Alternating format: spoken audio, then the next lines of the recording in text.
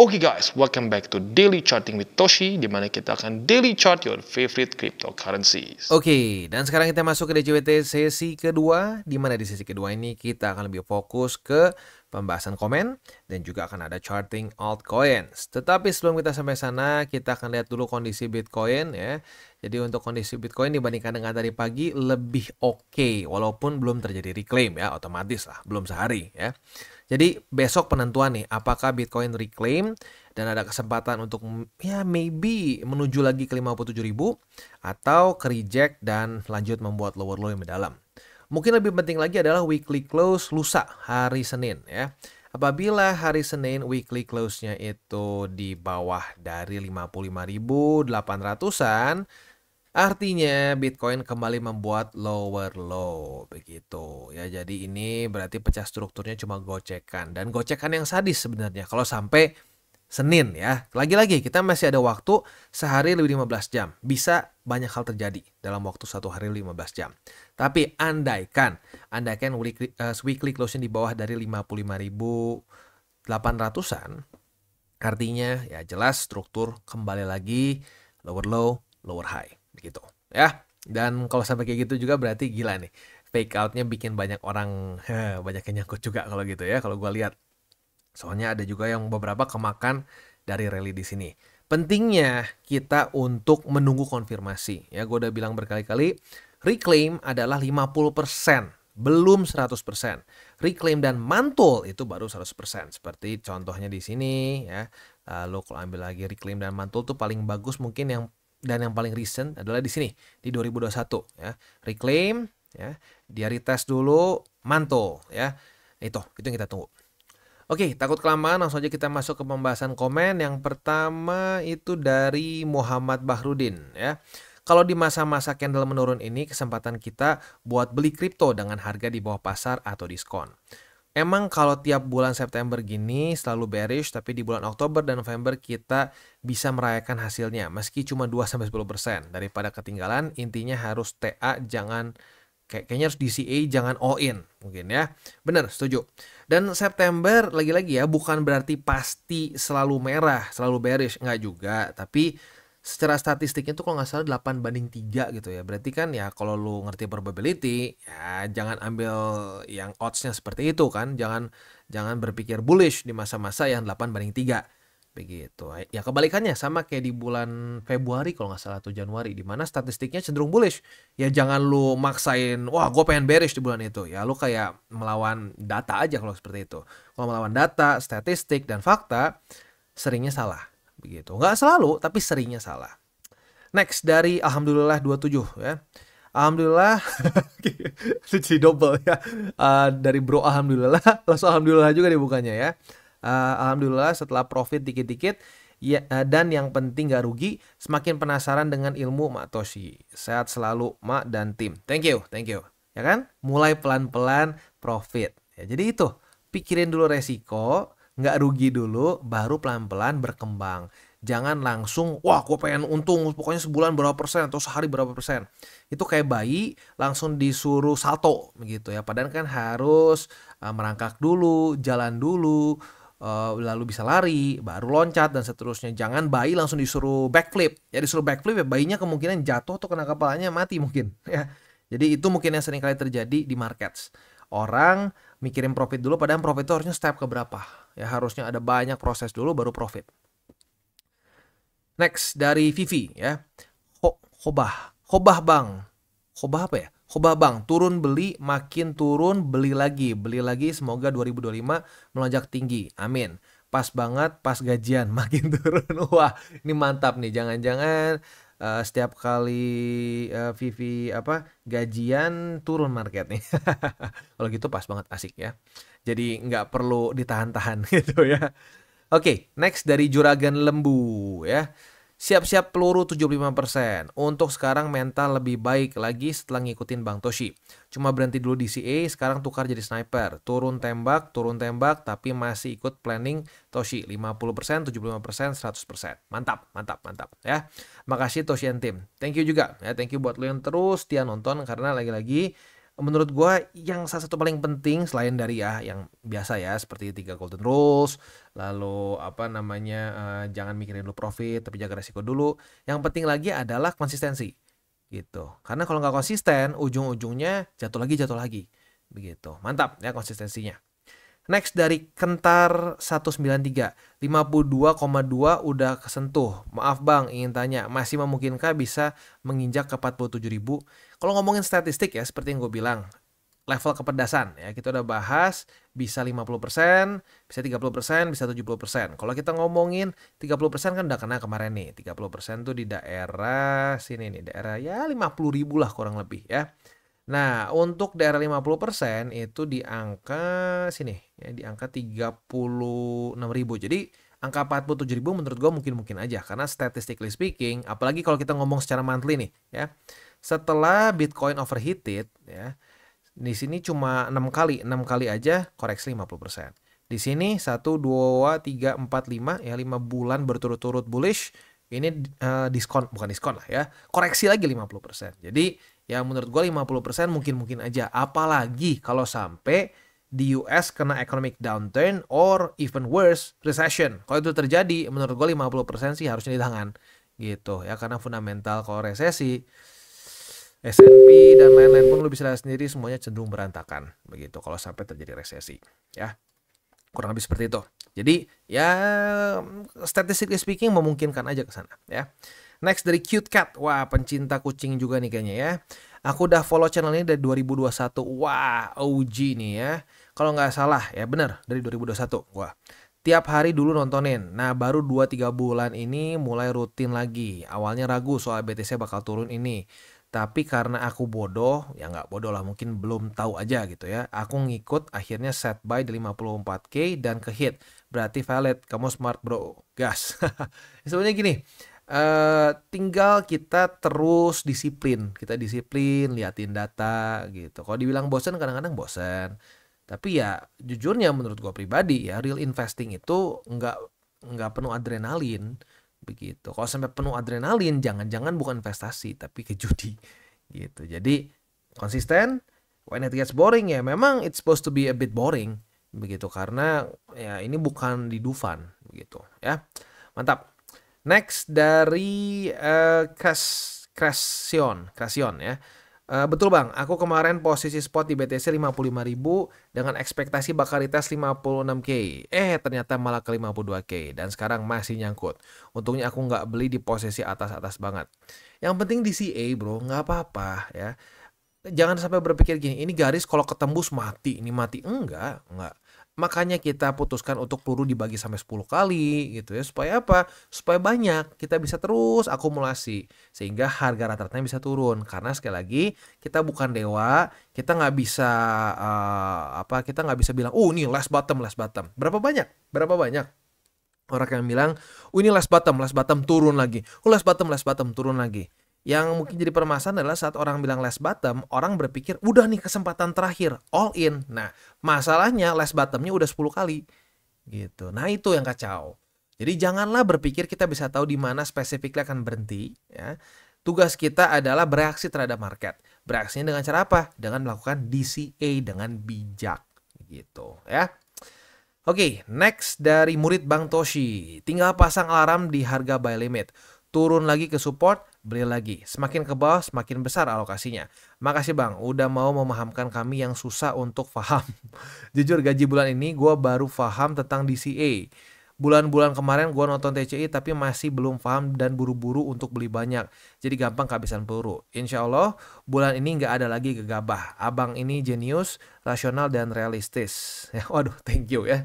Jadi gede kepala gue jawabnya nih. Mau hidung gue terbang aja. Thank you ya. Tetap semangat bang untuk bikin konten edukasi. Salam dari Bangka Belitung untuk tim TCI. Wah, ini sedikit ngerime ya tadi ya. Oke ya, jadi nggak apa-apa, pelan-pelan. Yang penting akhirnya ngerti. Begitu. Dan kerasa kan pelan-pelan nih. Gue bilang hati-hati, bagi pelurunya berapa banyak. Nggak harus semuanya langsung ngerti sekali nonton gitu. Ya karena kalau sekali nonton langsung ngerti itu mungkin ya spesial gitu otak lo mungkin ya. Kayak gue pribadi pun butuh beberapa kali pengulangan baru oke, ngerti ini. Jadi nggak perlu takut, ya nggak perlu ngerasa baru aduh bang gua rada belet nih apa enggak ya. Mendingan belet tapi beneran mau belajar dibandingin pinter tapi sok tahu ujung-ujungnya hancur sendiri. Begitu ya. Mantap. Next dari Dakwah Shorts. Bang minta tolong aku nyangkut BTC 70.000 sejak Maret. Nah ini jadi kan gue sering bilang nih ya, banyaknya tuh dulu curhat ke Sato ya, aduh bang Sato gua kemakan nih kemarin waktu 70.000 orang pada bilang bakal 100.000, itu yang paling sering. 70.000 halving 100.000 sering banget dapat laporan kayak gitu ya, all in karena diiming-imingnya bakal. Nah gue belum baca karannya bener ya. Ini literally format seperti ini nih ya. Dari 70.000 banyak yang bilang akan 100.000 terus ya, akhirnya apa malah turun gitu. Nah jadi gini, kalau untuk solusinya lo harus jujur dulu ke diri lo sendiri. Lo belinya di apa nih? Kalau lo cuma benar-benar beli di BTC dan pakai duit dingin, ya udah nanggung, biarin aja kalau menurut gua ya. Karena gini, seremnya apa? Kalau lo di BTC dan sekarang ngerasa, bang, udah bang, gua cut loss dulu. Nanti kalau turun lagi gue bisa beli. Kalau turun lagi, masalahnya target level 1 pedas kita udah kena nih 30%. Gimana kalau ternyata nih fundamentalnya membaik, wah tiba-tiba sekarang misalkan Trump kepilih jadi sangat pro kripto ya US, wah semuanya bullish, bam naik. Nah buat lo yang tiba-tiba cut loss, ujung-ujungnya gimana? Waduh, waktu ngepam lu beli, udah ngepam beli koreksi, cut loss lagi. Nggak bagus seperti itu. Jadi kalau lu pakai duit dingin dan mostly di BTC atau at least 70-30% di BTC, kata gue hold aja. Tapi kalau duit panas, mendingan cut loss. Begitu. Karena ya ini 30% itu kalau level 1, level 2, level 3-nya 50-70. Kalau itu duit panas, lu makin boncos. Dan kalau itu panas berarti kan perlu dalam waktu cepat tuh. Wah, hati-hati. Gitu. Jadi itu solusinya. Sekali lagi, kalau duit dingin ya udah nanggung ya, udah kecemplung kesannya. Lu udah masuk setengah badan gitu ke sawah, ya udah sekalian aja lu main di sawah gitu ya. Tapi kalau lu pakai duit panas, mending cut loss. Karena possibility untuk lebih dalam itu masih ada dan real di depan mata kita ya. Next. Tapi gini ya, real depan mata tuh kadang-kadang gue takutnya orang salah nangkap nih ya. Real depan mata bukan berarti pasti terjadi. Tetapi benar-benar ini sekarang dalam masa-masa penentuan. Apakah The Fed bisa nggak membuat US nggak perlu resesi? Begitu ya. Next dari user something panjang ya. Selamat siang bos Toshi. Wah pertama kali disebut bos ya. BTC semakin longsor aja nih bos. Tidur pun tak nyenyak, sarapan dan makan siang pun kurang semangat nih. Hanya mendengar nasihat bos Toshi aja nih, hati gua rada tenang. Hahaha. Gini, pertanyaan gue satu, lu over ini nggak, over leverage nggak? Lu trading futures nggak? Kalau pakai trading futures dan lu over leverage, hati-hati, jangan terlalu besar leverage ya, karena ya bisa berantakan. Nah kalau sampai lu udah pakai duit dingin, udah pakai 3 golden rules, ya udah nikmati aja. Mungkin kalau lu pertama kali, ya ini ada cycle pertama lu, ya mungkin normal sih untuk berdetak jantungnya gitu ya. Maksudnya berdetaknya ekstra gitu. Wah, gimana nih? Aduh, kepikiran gitu ya.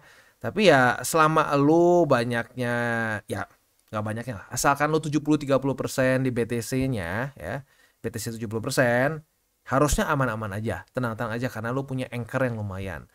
Ya, tapi ya lagi-lagi ya memang harus tahan mentalnya begitu karena cryptocurrency market itu volatile begitu ya. Makanya gue sering bilang ada ininya, ada kesannya, ada risk tolerance orang berbeda-beda begitu. Ada orang yang cocok, ada yang enggak. Makanya gue nggak pernah menyarankan untuk semua orang trade crypto atau semua orang invest crypto karena nggak semua cocok begitu. Atau bisa juga diakalin dengan cara alokasi jangan terlalu gede.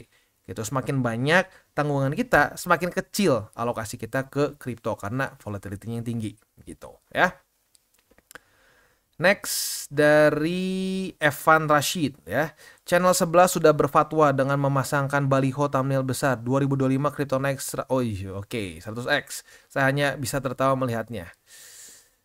Ya nggak ngerti lah. Pokoknya gini sih, kalau gue pribadi, gue tuh sekarang berusaha sebisa mungkin biar orang-orang itu nggak FOMO gitu. Kalau orang baca misalkan 2025 kripto naik 100x, ya mungkin. Siapa yang bilang tidak mungkin? Karena pada faktanya di cycle kemarin pun banyak yang bisa sampai 100x. Tetapi token macam apa yang lo beli dan resiko sebesar apa? Nah, kalau beli sekarang, itu apakah nggak akan drop dulu berapa persen? Ya dropnya mau sedalam apa? Nah jadi lagi-lagi, gue tuh nggak terlalu suka sebenarnya sama begini ya. Ini gue nggak tahu siapa specifically karena Ya lu udah tahu ya, gua nggak terlalu suka nonton content creator Indonesia in general begitu. Paling mungkin yang paling sering gua tonton Fitra Eri. That's it. Itu pun nggak terlalu sering gitu ya. Nah, jadi gua nggak tahu siapa, tapi yang pasti gua nggak suka sama thumbnail seperti ini. Mungkin aja terjadi, tapi kalau orang yang newbie nggak ngerti apa-apa, ya dengar 2025 kripto naik 100x, wah, udah gue beli sekarang biar nggak telat. Taunya turun taunya turun dulu gitu ya, turun dulu gara-gara resesi. 2025-nya bener bullish. Nah, terus gimana tanggung jawabnya?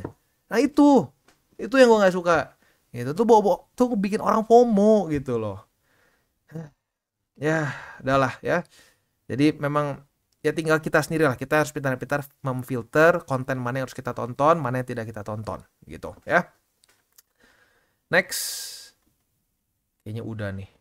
Coba kita jaga, harusnya sih udah nih. Oke. Sip, beres. Oke, selanjutnya kita akan masuk ke Balimed, tetapi sebelum kita masuk ke Balimed, seperti biasa gua akan disclaimer dulu bahwa semua konten dari TCI bukanlah financial advice. Ini semua bentuknya adalah edukasi. Lalu bagaimana cara untuk mendukung TCI? Ada banyak caranya. Bisa like our video, bisa share our video, atau juga bisa menggunakan link referral kita di bawah. Nah, sekarang kita akan dengar dulu pesan-pesan dari sponsor kita pada hari ini. Oke, today's video is brought to you by Bybit. Di mana di Bybit ini kita bisa melakukan berbagai macam hal, ya, mulai dari yang newbie sampai yang sudah advance. Buat mungkin lo merasa bahwa, aduh bang, gue masih nggak ngerti nih TA, gue masih nggak ngerti charting dan seterusnya, tapi pengen akumulasi, pengen DCA murni. Bisa, lo tinggal masuk ke sini one click buy, di mana lo bisa pilih lu mau pakai apa ya fiatnya, lu tinggal pilih juga asetnya apa. Ya misalkan lu pengen akumulasi BTC, misalkan setiap hari Senin jam 7 pagi, misalkan gue pengen akumulasi BTC sebesar 100.000 rupiah misalkan ya, lu bisa langsung lakukan di sini. Bisa peer to peer, bisa Dana, Bank BRI dan lain-lain. Ini gila ya, bisa pakai BCA Mobile dan seterusnya. Jadi Bybit ini memang cocok banget buat orang-orang yang tinggal di Indo ya, bisa langsung pakai bank-bank yang memang sudah biasa kita pakai di Indo ya. Nah, buat yang intermediate sampai advance juga di sini ada spot, nah, dan juga ada leverage tokens, dan tentu juga ada derivatives trading, di mana kita bisa menggunakan kontrak yang USDT maupun USDC. Jadi di sini lo bisa pakai USDC ya, karena nggak semua exchanger bisa menerima untuk futuresnya pakai USDC ya. Dan tentu juga lo bisa earning bunga juga dari kripto lo dan lain-lain. Dan tentu juga di sini kita bisa melakukan copy trade ya, di mana copy trade dari Bybit ini sudah cukup terkenal ya, dan kita bisa mendapatkan keuntungan juga. First copy trade kita bisa ada protection 100 USDT loss coverage ya, dan seterusnya ya. Jadi buat lo yang tertarik bisa silakan pakai, klik di link referral kita di bawah. Dan sekarang kita masuk ke ton. Untuk ton kemarin kita udah asik ya, atas kena bawah kena ya, posisi long kena target TP, posisi short kena target TP, udah enak nih. Nah, sekarang terjadi retest lagi. Buat lo yang pengen buka posisi long, ini posisi long yang cenderung lebih beresiko gitu ya. Tapi ya monggo silahkan. Buat lo yang agresif ya silahkan ya. Posisi longnya target TP-nya di angka 4,886. Untuk posisi spotnya di 4,626, di 4,317. Sisanya ya nantilah kalau sampai jebol kita lanjut lagi pembahasan TA-nya ya. Next kita masuk ke Solana. Untuk Solana kita bisa lihat di sini posisi short kita yang kemarin kan sudah kena target TP, bahkan jebol ya, bukan cuma kena target TP. Retest 1, retest 2 di sini, kebuka posisi shortnya. Ini bahkan kalau lo agresif banget pun kena ya. Konservatif di sini ya. 4% konservatif, gila juga ya, memang market lagi volatile nih. Jadi buat yang konservatif 4,72% ya kena di situ ya. Buat yang agresif itu profitnya 9,15. Sekali lagi reminder, ini bukan berarti yang agresif selalu lebih profit ya. Enggak, faktanya yang agresif kemarin kita bahas DCWT sesi kedua 3 hari lalu atau 2 hari lalu malah kena cut loss gede 6%. Jadi ingat, jangan sampai terlena karena beberapa kali yang agresif lebih besar profitnya. Nggak selalu lebih besar, kadang-kadang malah boncos. Jadi konservatif, intermediate, sampai agresif itu adalah preference untuk risk tolerance. Jangan sampai lu konservatif dipaksain agresif ya. Oke. Untuk posisi spotnya berarti ada di 121,68, 117,22, dan 110,10. Itu kurang lebih untuk spot dan futures di Solana. Next kita masuk ke Immutable X. Untuk Immutable X sudah terbuka posisi short karena sudah terjadi retest 1, retest 2 di 1,184. Artinya kita sudah punya posisi short. Nah, posisi short kita ini target TP-nya di angka 1,107. Kalau sampai kena di situ, kena target TP, nah kita bisa buka juga posisi long. Karena kemarin sudah terjadi retest pertama di 1,107 sebagai support juga. Semoga gini ya, kena besok kena lagi. Wah, asik, atas bawah kena ya. Oke, untuk posisi spotnya di 1,107, di 1,042 ya. Itu kurang lebih untuk posisi spot dan futures di IMX. Oke, sebelum kita tutup video kita pada hari ini, sekali lagi please gue ingatkan ya, jangan sampai terbawa emosi ya, terbawa emosi untuk maksain beli, maksain all in di berbagai macam token. Bahkan di Bitcoin pun gue sangat tidak sarankan untuk sekarang all in. Please fokusnya di CA saja. Kalau sampai pelurunya ada berlebih, ya udah digeser ke bulan selanjutnya. Ya. Karena DCA ini, apalagi dalam kondisi market sekarang yang sangat tidak menentu, US masih ada possibility resesi, masih ada pemilu di depan mata kita, ya, itu masih banyak tanda tanya. Gitu. Jadi dengan lu tidak all in, dengan lu DCA, lu mengurangi resiko lu dengan secara besar, begitu, ya. Oke, seperti biasa kita tutup dengan 3 golden rules. Jangan berkembang panas, jangan over leverage, dan berpikirlah jangka panjang. Oke guys, jadi itu adalah akhir dari segmen DCWT kita pada hari ini. Dan jangan lupa bagi kalian yang merasakan manfaat dari segmen ini, jangan lupa untuk share ke teman-teman kalian. Dan apabila lu pengen mensupport channel kita, ya TCI, jangan lupa untuk menggunakan link referral kita di bawah. Nggak wajib, ya, tetapi apabila lu menggunakan link referral kita di bawah, ada macam-macam ya, dari Bybit, Huobi, Maxi, toko kripto, dan banyak lagi, ya. Ya, walaupun nggak wajib, tapi kalau menggunakan link referral kita, lu secara langsung membantu perkembangan dari TCI. Dan satu lagi, jangan lupa juga untuk join Telegram group kita, di mana kita bisa ngobrol-ngobrol santai mengenai dunia cryptocurrency secara 2 arah. So, jangan lupa untuk like, subscribe, click the bell icon, and see you on the next video.